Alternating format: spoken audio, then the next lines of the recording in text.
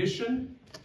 CrossView is about the witnesses who saw the foolishness, the scandal of the cross. Paul had said, when he wrote to the Corinthians, but we preach Christ crucified, which is a scandal to Jews and it's foolishness to Gentiles. Now, previously, we learned about the bystander, Simon of Cyrene, and today we're going to talk about the Roman centurion. Next time, the women and the Apostle John, who were, as far as we know, the only ones who remained faithful to Jesus at the cross. And then finally, on Easter Sunday, Joseph of Arimathea, who was that open-minded religious leader who provided his tomb for Jesus' body. So today, to get the Roman centurion's perspective on this crucifixion, which remember, he had led a bunch of crucifixions. He was assigned to lead the small detachment of Roman soldiers who probably crucified people on that ugly hill outside the walls of Jerusalem nearly every day. To get that perspective, John's going to read to us from Mark chapter 15. He's going to begin at the key point of verse 15. So follow along as John gives us the word of God. Thanks, Michael. Wanting to satisfy the crowd, Pilate released Barabbas to them. He had Jesus flogged and handed him over to be crucified. The soldiers led Jesus away into the palace, that is, the praetorium, and called together the whole company of soldiers. They put a purple robe on him, then twisted a crown of thorns and set it on him. And they began to call out to him, "Hail, King of the Jews!" Again and again they struck him on the head with a staff and spit on him. Falling on their knees, they paid homage to him. And when they had mocked him, they took off the purple robe and put his own clothes on him. Then they led him out to crucify him. A certain man from Cyrene, Simon, the father of Alexander and Rufus, was passing by on his way in from the country, and they forced him to carry the cross.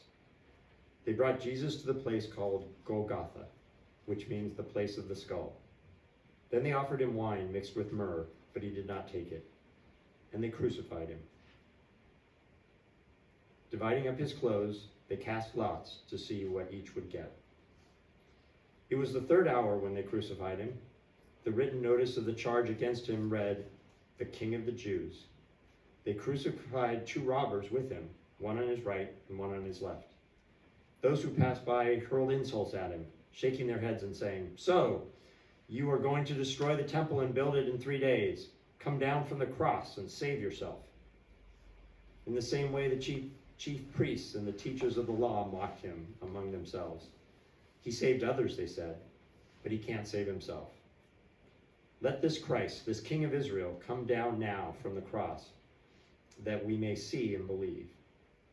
Those crucified with him also heaped insults on him. At the 6th hour, darkness came over the whole land until the 9th hour.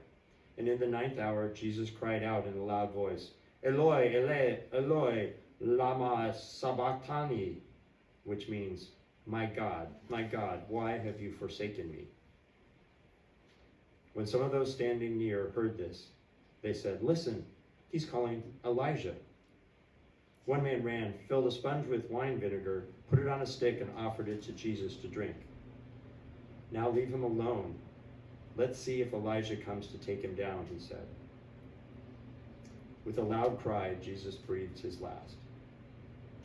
The curtain of the temple was torn in 2 from top to bottom. And when the centurion, who stood there in front of Jesus, heard his cry and saw how he died, he said, "Surely this man was the Son of God."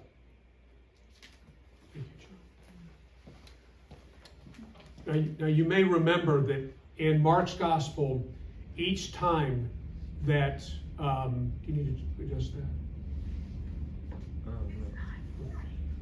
Each time that Jesus healed or liberated someone, he told them to be quiet, not to tell anybody. And the commentators have called this the messianic secret. Messianic secret. that Mark particularly, I mean, I believe that this was the way that Jesus did it as all the Gospels portray it, but Mark really emphasizes it. Every time he heals, he says, don't tell anyone, don't tell anyone. And it's sort of like it really emphasizes why. And people who study the Bible assume that part of it is if the word got out that Jesus claimed to be the Christ, that then the events would come too quickly before he prepared his disciples, before he finished his teaching, that there would be that confrontation with the establishment, with the Roman Empire. But then that day came, the church is called Palm Sunday, when Jesus entered Jerusalem, and he no longer told people to be quiet. He did the things like arrange to ride on that little foal of a donkey, just as David had done. And the people who were his disciples, they shouted the words that had been shouted at would-be messiahs previously. Jesus claimed it. And not surprisingly, within a few days, Jesus was dead, of course. And you wonder, how horrible it was for the hopes to be dashed. The hopes to be dashed that Jesus was betrayed and arrested.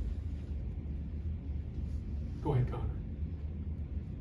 Jesus was betrayed and arrested, and he was flogged, and he was condemned, and he was stripped, and he was crucified.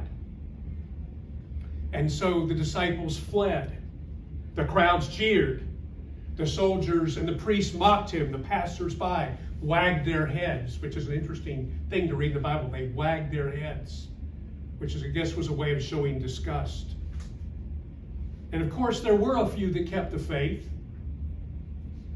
The few that kept the faith, I've already mentioned the women who watched from a distance. And I've told you before, why did they watch from a distance? Because he was naked. Because normally Roman soldiers would pull off the loincloth as the ultimate way to humiliate the victim. And John was with them, we know from his gospel.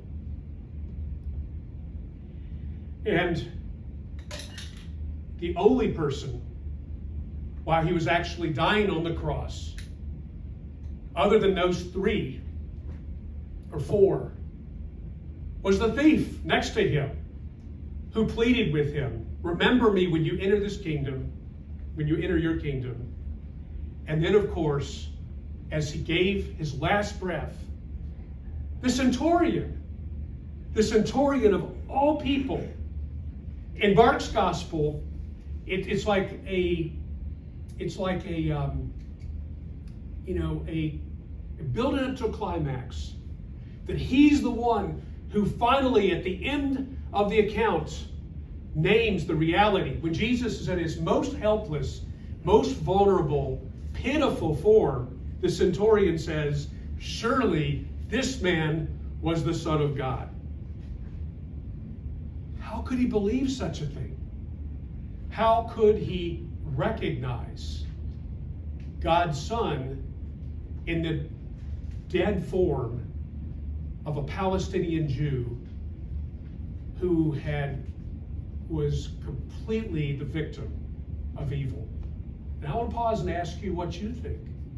How could the centurion, who'd seen so many crucifixions, he had administered, before he was a centurion, he probably had actually driven nails through many, many hands and hoisted many people up on crosses to die. How could that centurion begin to, what do you think he saw?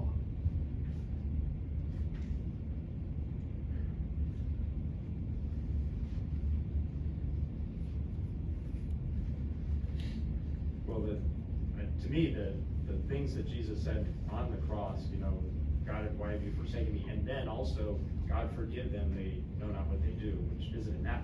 But to me, that's just so sacrificial, humble, that I think that's what most people reacted to Jesus that way. Yeah, so how would victims of crucifixions normally act? complain and yell and probably. And panic and absolutely terrorized. Not only that they know they're going to die, but it's going to be a long, drawn-out death. Absolute, the most hardened man. And women were crucified too sometimes. Not usually. Usually they had another form of punishment. But, this was so different. He was courageous. He was calm. And as John said, he forgave people and taught people as he was hanging from the cross. Perhaps the darkness, remember the darkness at noon? Perhaps the signs and wonders. And then there's more and more thing. It's something John read that it's not so obvious. It's not so obvious in English. Verse 39. When the centurion who stood there in front of Jesus heard his cry and saw how he died. Because in the verse before, with a loud cry, Jesus breathed his last. That's what he said, surely this man is the Son of God. Heard his cry. This is one of those things I learned way back. I'm sure you can find it in some commentaries. The Greek word for Jesus cried out with his last, there's a number of words that could have been used. The word that Mark said was characteristic of Jesus crying out was a certain kind of yell that soldiers used as they were rushing forward in battle. Where I grew up, it was sometimes called the rebel yell. We hear accounts of the Union soldiers saying they would hear that noise of that, and it would, the fact that these men running at bayonets were so confident would give fear in the heart of the other side, that Jesus actually cried out in victory as he breathed his last after the cross. The victory didn't wait until Jesus was resurrected. The victory came as Jesus finished his sacrificial death. And so on top of the calmness, on top of the courage, on top of the words of forgiveness, on top of the signs and wonders going on around them, the fact that this man said, "It is finished," and cried out in victory. The centurion recognized it. He probably had heard about Jesus. And he, while his privates and sergeants were dividing up clothing, looked at Jesus and said, this was the Son of God. He had no, he is the Son of God, he's going to be resurrected. But he's the first one to recognize. I think also about the centurion, how he could say this out loud and be heard by the witnesses far enough away for this to be recorded. That he would admit such a thing because he himself had supervised the sentence. He had supervised the arrest, the stripping, the flogging, the hanging him up. And in my experience, people, and probably yours, when people have done something really bad, they realize they usually don't admit they did a bad thing. Usually the fact that admitting you've done a terrible evil, killing the Son of God, people don't admit it. And so I also marvel, not only that you recognized who Jesus was, but that he said it. He actually said it. Why would a centurion confess that he had just killed God's Son? Well, this week I did a deep dive on centurions, okay? And I want to promise you, I'm just going to give you the highlights, because I know Michael can get really into all the historical details. This is the highlights, but listen up. This is fascinating. Just a little bit of what I got to learn. First of all, the name centurion means 100, and they generally supervised 80 to 100 men. Now, this centurion probably supervised a smaller detachment. And a centurion was actually higher than just like a sergeant. It's really not a comparable thing because a centurion was very close to the men. Connor, go to the next one, please. I know I'm getting ahead of myself there. Go ahead, just keep it there for a second. Centurions fought with the men. they made 15 to 20 times the pay of a regular soldier. Yeah. Now, regular soldiers weren't paid a whole lot. That's one reason they made part of their living by taking from people, taking stuff from people. Centurions were paid a lot. Centurions, of course, went in for life. 25 years is how long they would serve to earn their pension. The distinctive garb of a centurion, the transverse crest. And folks, every time you see a movie or a picture where the crest goes this way, it's wrong. I had to go through a bunch of photos to find that one. Most of them have the centurion this way. No, it's that way. That's how you know it's a centurion, according to some of the more detailed records. Centurions carried a vetus.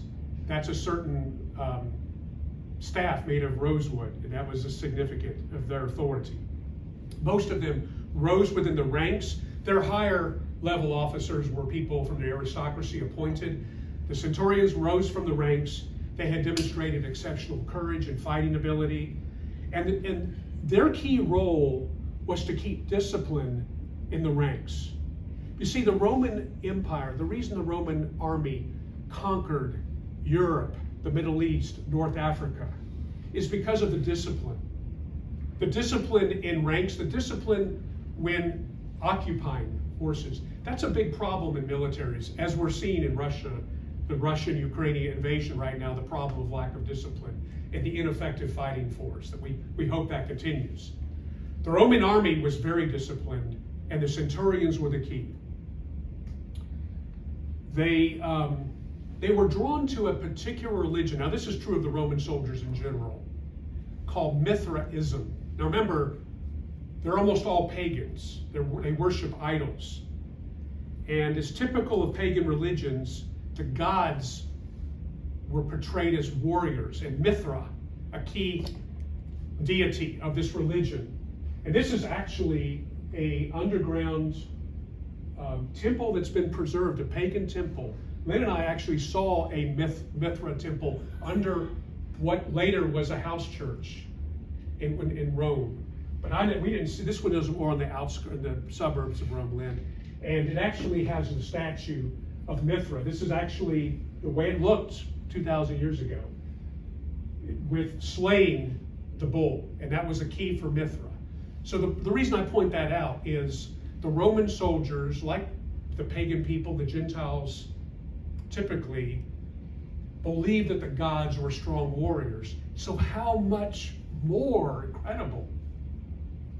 See, the reason we have the values of respecting humility and gentleness and love is because we've come from a Christian era. Even people that don't believe in Jesus anymore, they have values they don't always realize that come from the era of the Christian faith. In the pagan culture, weakness was never respected. And in fact, fathers routinely would commit, if they had a handicapped child, would commit infanticide. You weren't supposed to have weakness in the family. So all the more incredible that this centurion would look at Jesus dying on the cross, on this Roman billboard of "Don't mess with us," and say, surely this man is the Son of God. It raises the question, and this is what I really want to drive at this morning. How is it that really hardened people can be receptive to the good news of Jesus Christ? How can hardened people really see? And I don't mean just, gangsters and very brutal soldiers. And I'm talking about some hardened people you all know who are just, hearts have been stepped on, stomped on, they're angry, and there's nothing that can seem to get in. Because when we look at the centurion and the fact that Christianity actually spread through the Roman army after Jesus was resurrected, it's worth asking, what is it that cultivated their receptivity? What is it that broke open those hearts? Because we need to know, don't we? We need to know, because I think we tend to think there's just the hard hearts, there's just no use in even having the hope that people will receive the gospel. So These 4 things that I came up with, just kind of a summary of my own experience. I hope it resonates with you. They've seen the world's ugliness. They know their own guilt. Now, obviously, a lot of people see the world's ugliness, don't know their guilt. I'm talking about the people who are receptive. They glimpse the power of sacrificial love, and they grasp the radical message of grace. These seem to me to be the 4 things that happen for the centurion, and the 4 things that can happen for people in any generation who otherwise would have no use for a God who reveals himself through sacrifice and love, and who calls his followers to emulate him, to take up their cross and follow. Perhaps these 4 things are why you became a Christian. But looking at you and knowing your journeys, I suspect many of you became Christians because it was your family, because it was kind of an automatic thing. You weren't told other religions. You weren't introduced to pagan worship. You didn't have to choose between them. But maybe for some of you, these 4 things are the reason you remained a Christian. Because I think for many of us and our children and grandchildren, our neighbors, our extended family members, for them to really embrace the faith that has been shared with them, this is what's got to happen. See the world's ugliness, know the guilt, glimpse the power of sacrificial love, grasp the radical message of grace. Now, before I wrap up, I want to tell you about 3 centurions who, in the New Testament, also demonstrate the same characteristics. Because there's something going on here. When you start doing the research and do a word study, centurions have a prominent place in advancing the mission of God. The first one is, of course, the centurion that Jesus encountered early in his ministry in Capernaum. You remember that centurion? It's talked about in Matthew's Gospel. In Matthew's Gospel, and I'm just going to summarize. Jesus enters Capernaum. A centurion comes to him, and he says, "My servant lies at home paralyzed and is suffering terribly." Jesus says, "I will go heal him." And the centurion replies, "Lord, I do not deserve to have you come under my roof," because he's a pagan. He knows Jesus is a Jewish holy man. "Don't come in my house. It'll contaminate you. But if you just say the word, my servant will be healed. For I myself am a man under authority, with soldiers under me. I tell this one, go, and he goes. I tell this one, come, and he comes. I say to my servant, do this, and he does it." When Jesus heard this, he was astonished and said to those following him, "I tell you the truth, I have not found anyone in Israel with such faith. I say to you that many will come from east and west and will take their places at the feast with Abraham, Isaac, and Jacob in the kingdom of heaven." And Jesus making a prophecy that centurions are going to be the kind of people that have hearts break open and lead the way for the mission of God. And then there's the centurion named Cornelius. And you remember this story, I know also. He's there not in his military garb, he's because he's hosting Peter. This is the one, of course, who after Pentecost, the Spirit moving and giving Peter a vision that he should go to this pagan household. And Cornelius has this vision also that he should send a servant to invite Peter to come. But of course, Cornelius is not really a pagan anymore, because Cornelius represents a small percentage of the non-Jewish Roman world, which has started reading the scriptures, the Jewish scriptures, what we call the Old Testament, and the Bible calls them God-fearers. They already believe in one God.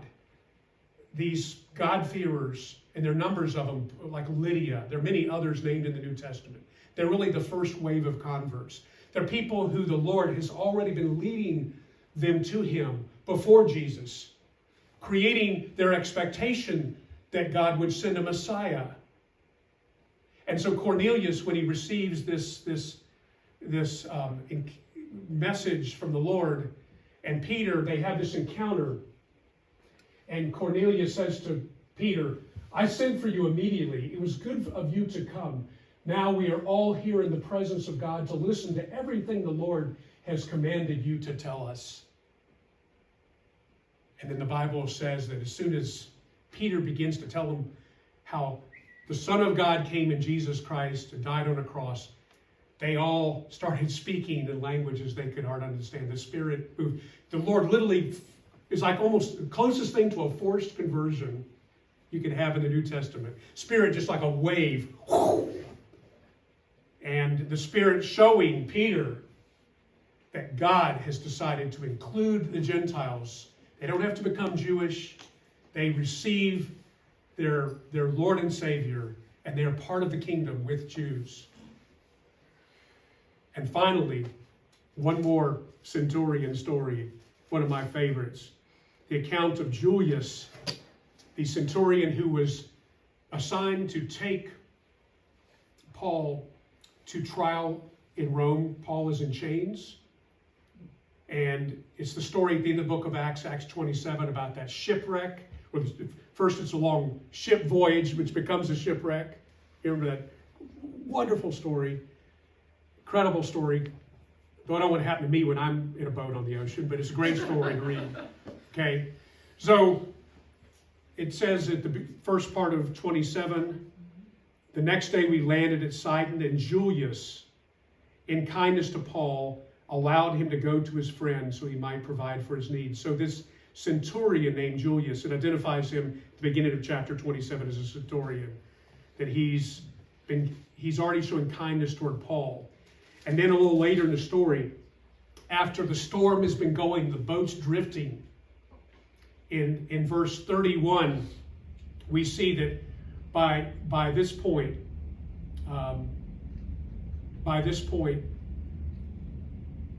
the centurion recognizes that God is using Paul, and that he should, even though he's in charge, the centurion, Paul's in chains, he should respect Paul's leadership in these dire circumstances.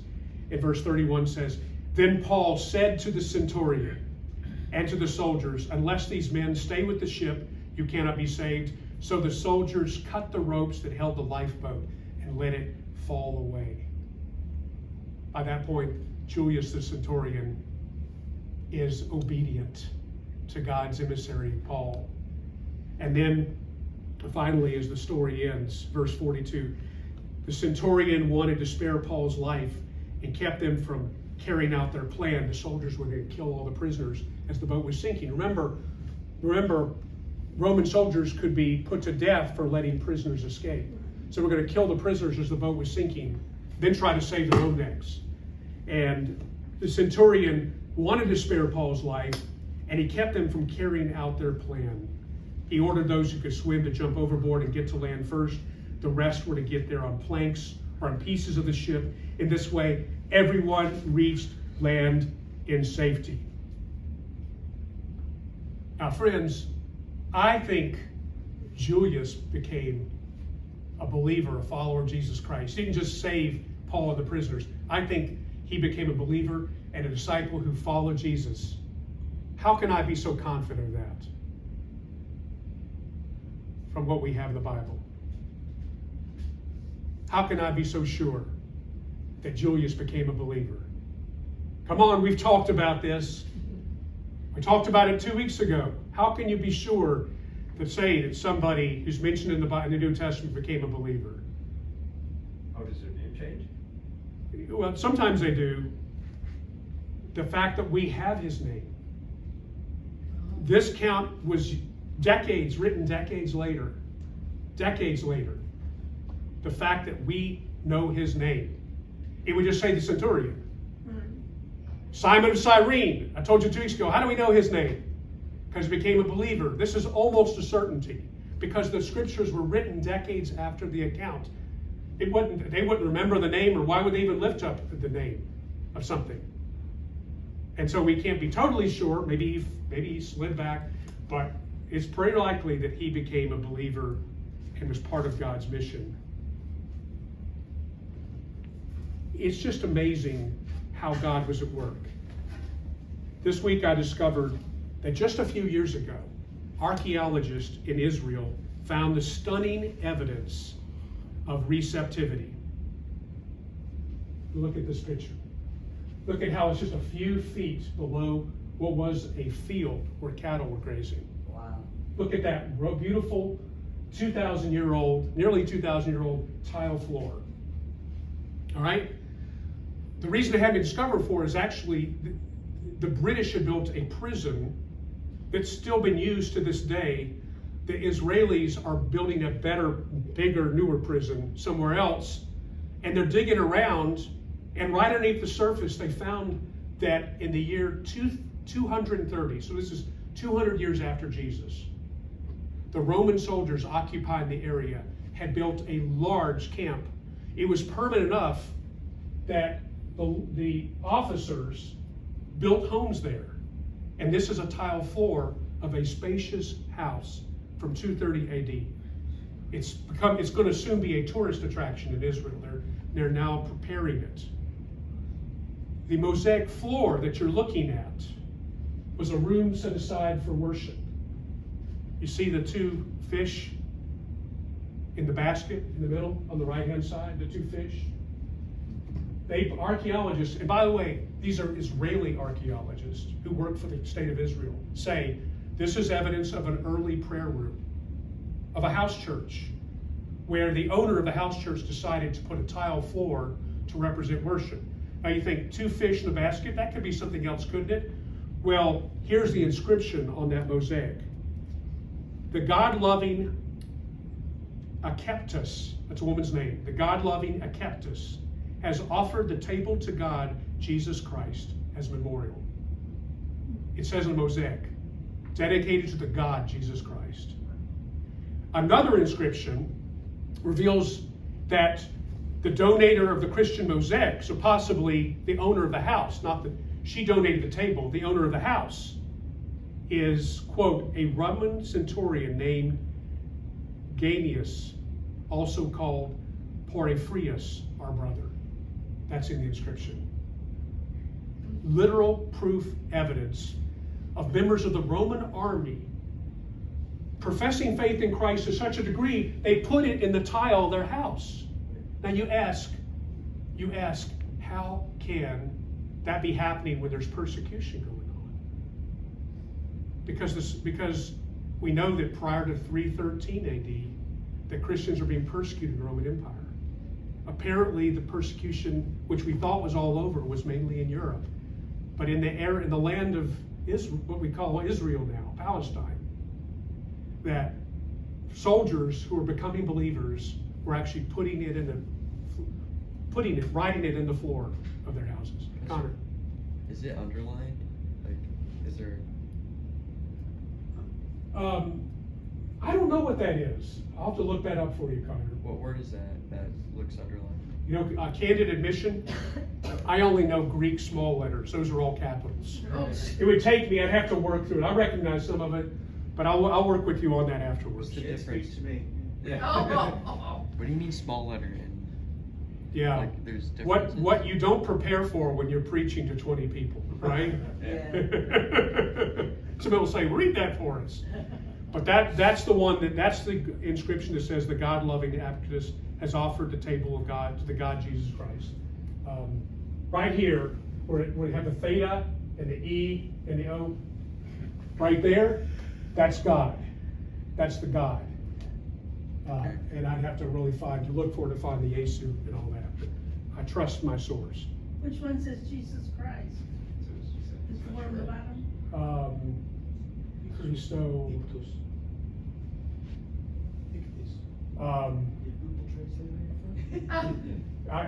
Folks, I need to, I'm sorry, I gotta come better prepared. It's okay, Henry's got it. All right, if you're watching this on the website, then email me and I'll try to answer your question too, right? So, let me invite Juan Carlos come on. When we are confronted with hardened hearts, it is tempting to give up hope that the people that we see might be receptive. Am I right on that? Is it tempting to give up hope? With your family members, with your neighbors? You heard me praying for a neighbor that would seem to have a hard heart, it's tempting. But sometimes hard hearts can be broken open. And I go back to that list, Connor. When they've seen the world's ugliness, when they know their guilt, when they glimpse the power of sacrificial love, and they grasp the radical message of grace. As I was preparing this week, I thought about the Russian soldiers we've been hearing about, who've sometimes given up. Sometimes they're found wandering the woods looking for food. Many times they've been weeping. There's been a consistent message that they didn't know what they were being sent into.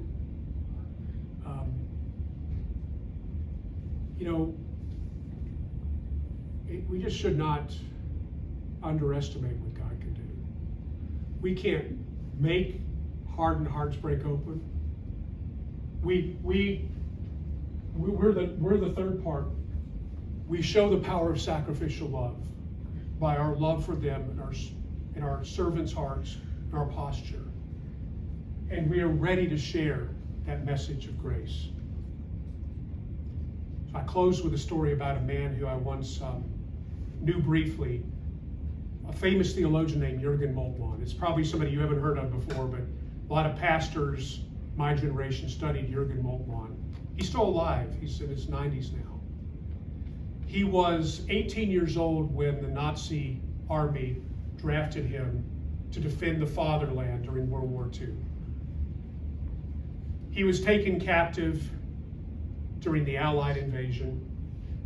He was not killed. He was taken captive. He spent the rest of World War II in a POW camp in England.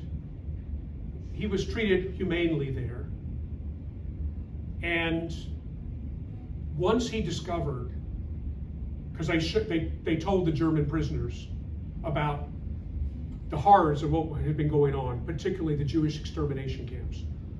Once Jürgen discovered what his country had been doing and how he had participated blindly because he loved his country and he respected authority in the horrible things that we would describe as the Nazi regime, his heart broke open.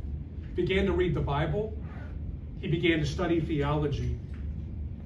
And he began writing about the true God. And he wrote a book that became famous called The Crucified God.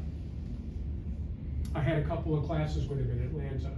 He was actually teaching at Emory, and I was able to go over and take some classes there and sit at his feet. And as I remember him, of course, he's this brilliant intellectual guy, but I thought of him as the 18-year-old who had been part of the Nazi war machine. And it just reminds us we shouldn't give up on anybody. And finally, it says to us, we shouldn't wait for people to come to us. We should incarnate the love of God as followers of Jesus. We shouldn't give up. We should pray that God would demonstrate his sacrificial love through us. And we should ask the Spirit to give us the words if they ask us the question, why is it that you believe this? Why is it you have hope? As 1 Peter 3:15 tells us, always be prepared to give the reason for the hope that you have. And do this with gentleness and respect. Heavenly Father,